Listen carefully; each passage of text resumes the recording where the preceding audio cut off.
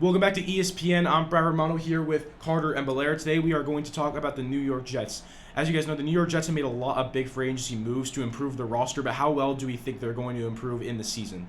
Well, a big issue for the Jets last year, besides Zach Wilson having to develop in his rookie season, was his weapons. And it's been talked about how he doesn't have weapons, and now he does. There's very little excuses. Garrett Wilson was picked in the first round. Brees Hall was drafted in the early second.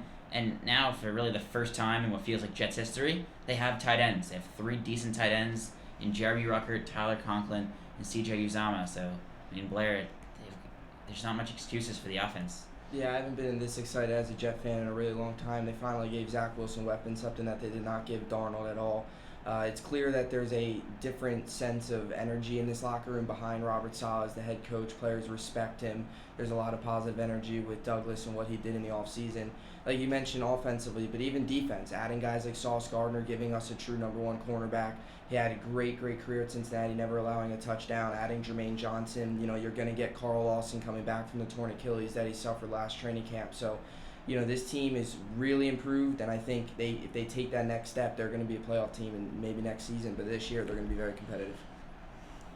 All right, we have some breaking news. The New York Jets have been demoted to the USFL due to lack of success and not being relevant. This is very huge breaking news. Carter, what do you have to say about this? Well, I'm just shocked that it was the Jets, honestly. When they talk about relevancy in the league, I think of the least relevant teams. Not really the Jets, because the Jets are always bad, and they're relevant for being bad. I was thinking teams like the Jaguars, the Texans, the Bills, these teams that are normally not very relevant and probably should be the teams that are demoted. So that was a bit of a shock to me. Yeah, I agree. I mean, we're talking about a New York team. Obviously, New York teams are very famous, like the Giants and Yankees and Knicks. So I think this is very interesting that they're being moved to the USFL, which is not that good of a league. So I agree with you, Carter. I think there could have been much worse teams that have much worse success that could have been in the USFL. Even the Lions with Jared Goff.